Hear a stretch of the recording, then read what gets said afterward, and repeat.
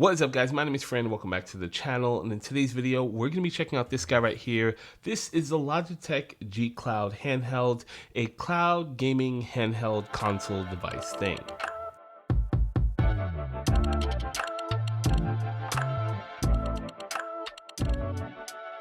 So I've had the Logitech G Cloud since its launch, which is around 2 to 3 weeks ago from the time of me recording this video.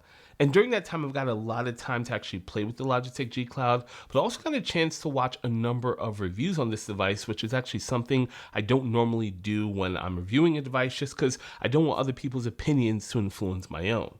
Now, I've got to say most of those reviews were overwhelmingly negative, and there's one particular reason for that, and that's actually something I want to talk about in this video right now before we get into anything else, and that's actually going to be its price tag. So the Logitech G Cloud retails for $349. Now, the reason why that price tag is so important is because it's actually within $50 of the Steam Deck, which is actually a device that can do everything that the Logitech G Cloud can do, plus much, much more. Now, despite this being a $349 device or a $299 device if you caught the pre-order special, I did want to come into this review with an overall open mind and really just kind of look at the hardware subjectively and then kind of put it up to see if it is worth that $349 price tag. So I'll go ahead and say right off the bat that I'm a big fan of Logitech and their design language. Probably about 80% of the peripherals in my home are Logitech. It's just I'm a big fan of their design language as well as the quality of their products, and all of that definitely translates here over to the Logitech G Cloud. So overall, when it comes to that fit and finish, it's just a really solid device. The plastics are nice and high quality. There aren't any issues or anything like that with any of the edges. And then it's just overall just a solid device. When you twist it, you don't feel any cracking, and it just feels really good. Now, when it comes to the ergonomics of the device, everything is placed really well, especially when it comes to all the buttons. The X, Y, A, and B buttons feel really good. The analog joysticks, which are sort of configured in a diagonal configuration, very similar to an Xbox controller, are really nice as well. You've got your start and your stop buttons, a Logitech button, as well as a home button to take you from the Logitech screen over to your home screen on your Android. And then along the top, you are going to have your bumper buttons. You're going to have trigger buttons, which are analog, and all of those feel really good. Now, when it comes to the general ergonomics of the device, meaning more so how it feels, which is actually pretty important when it comes to handhelds, you do have sort of this rigid back here in the back, and it just does fit really well in the palms. I do have pretty large hands, and I yet to run into any issues with fatigue or anything like that when playing on this for a couple of hours. So it's just overall a really well-designed piece of kit. Oh, and really quickly, I forgot to go over the I/O of the Logitech G Cloud. So along the top, you are going to have a micro SD card slot that's going to be right under this little tab here. Along the bottom, you are going to have a USB-C port as well as a 3.5mm headphone jack. Now, as for the specifications of the Logitech G Cloud, it comes equipped with a Qualcomm Snapdragon 720G, which is a bit of an older processor. It has a 7-inch 1920 by 1080 IPS display that goes up to 60 Hz, and it has a maximum peak brightness of 450 nits. When it comes to the internal Wi-Fi, it is only going to have a Wi-Fi 5 radio, so that's 2x2 MIMO. It does operate in 2.4 gigahertz as well as 5 gigahertz bands, which is a little bit disappointing, but we will talk about that a little bit later in the video. It comes equipped with Bluetooth 5.1, and also when it comes to the battery, it does have a 23 watt-hour battery inside of it, which Logitech is boasting should get you around 12 hours of battery life. Now, I'd be remiss if I didn't talk a little bit about the operating system and the functionality of just the device by itself. So this is an Android device. It is running Android 11. It does have sort of this custom overlay or custom launcher that Logitech has it come with, and that's what you're actually looking at here. When you do launch it, you do have the ability to kind of switch between this and the tablet mode.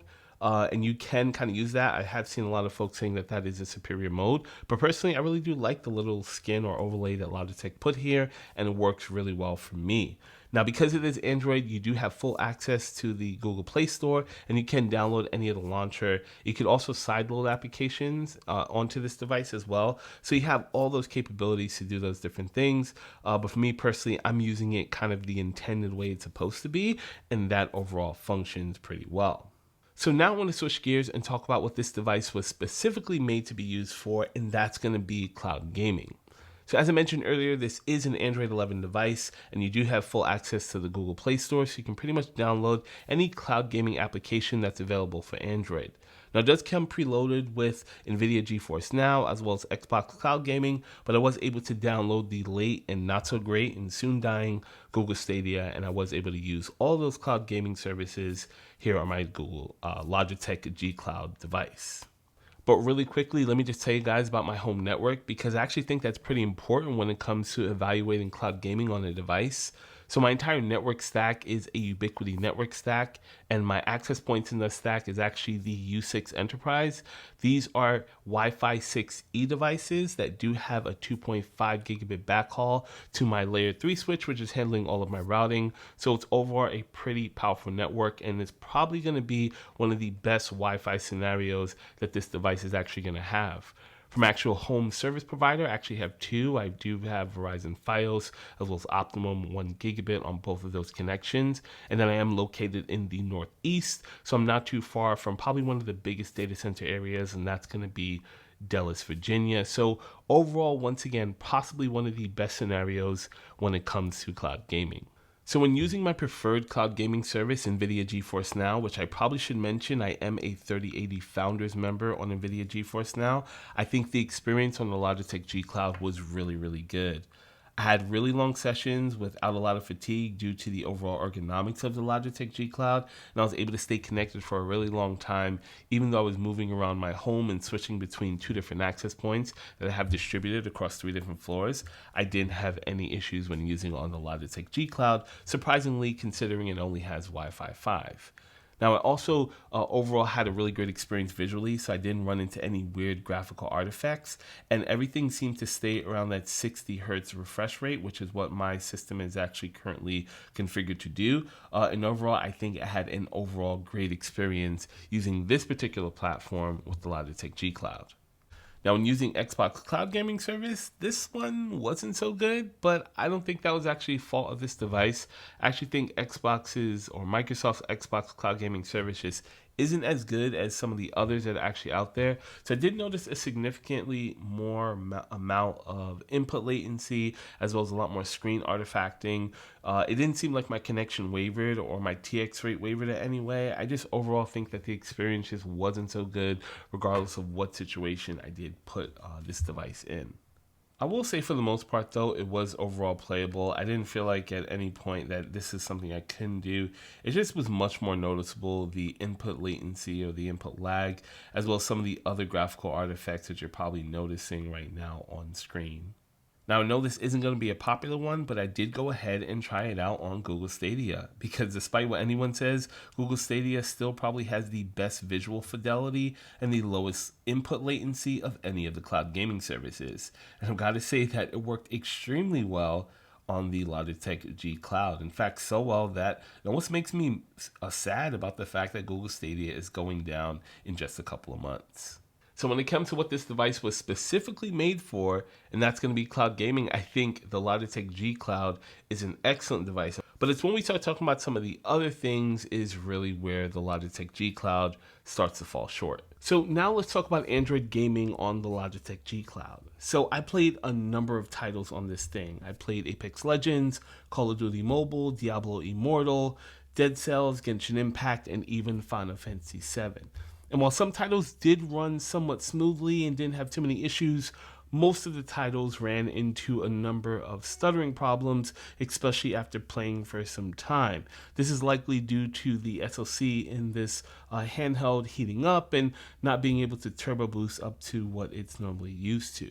But I did notice a number of performance issues with this handheld when playing native Android titles. And this is really where that older generation Snapdragon SoC starts to show its age and playing some of those local titles. But at the end of the day, this device is called the Logitech G Cloud, and while it does run Android locally, is it really made to run some of these titles locally?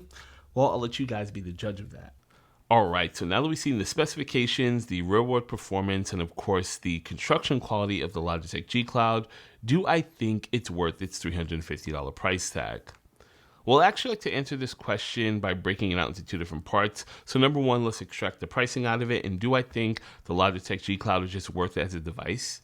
Yeah, absolutely. I think it's a fantastic device. I think Logitech did an excellent job the first time around with their handheld. It's got fantastic construction quality, great ergonomics, a great overall feel, and an absolutely gorgeous display. I think it's a fantastic device. Now, of course, it does have those downsides of having slightly older technology, especially with that Snapdragon 720 processor, which really holds the device back, and of course, the lack of Wi-Fi 6E.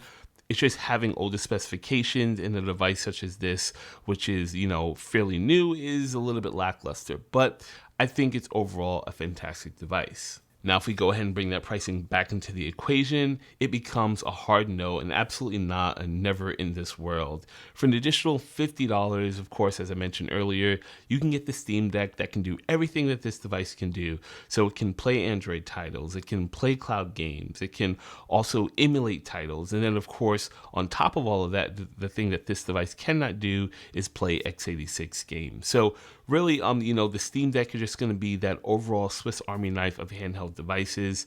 Sure, it's a little bit bigger. Sure, the design language isn't as nice as a Logitech G Cloud. Sure, it does maybe feel a little bit cheaper, but I don't think those very small factors equate to the value that you're getting out of the Steam Deck versus the Logitech G Cloud. But I do want to say, I do think Logitech did an absolutely fantastic job with their first generation handheld device. Now, this one in particular might absolutely flop, but if Logitech decides to stay in the game and possibly do a second or third generation Logitech G Cloud, or maybe name it something different, hopefully they can learn their lessons or learn from their mistakes with this first generation device and come up with something more competitive, or alternatively come out with something that's much better priced. Because I do think if this device was probably aimed around $180 to $199, it would be much more competitive, and they would actually get a lot more folks considering it versus having it at its $350 price tag, which just makes it a nonsensical purchase at this point. And hopefully you guys at home, similar to me, are rooting for Logitech to come in and be a real competitor in this market. We've all seen the way companies who are unchallenged with competitors seem to lose their way when it comes to making products. And while I absolutely love Valve, and I have for years, I don't think they're immune to that particular syndrome. So I think it's important to have competitors in the market. And I also think it's pretty nice to be able to, go into a store like I did with this one and just go to Best Buy and pick it up and make that purchase. With a lot of the other handheld devices, you currently aren't capable of doing that. So that's a nice little added touch. So in summary, the Logitech G Cloud is a big no for me, dog. It's definitely going back in the box and back to Best Buy where it came from. And that's also going to wrap this video up. As always, if you guys have any questions about the Logitech G Cloud or anything else, feel free to leave them down in the comment section below. Also, while you guys are down there, if you like this video, hit the like button. And if it's your first time to the channel, consider subscribing. Once again, guys, my name is Flan con Leche. Thanks for checking out this video. I'll see you guys in my next one.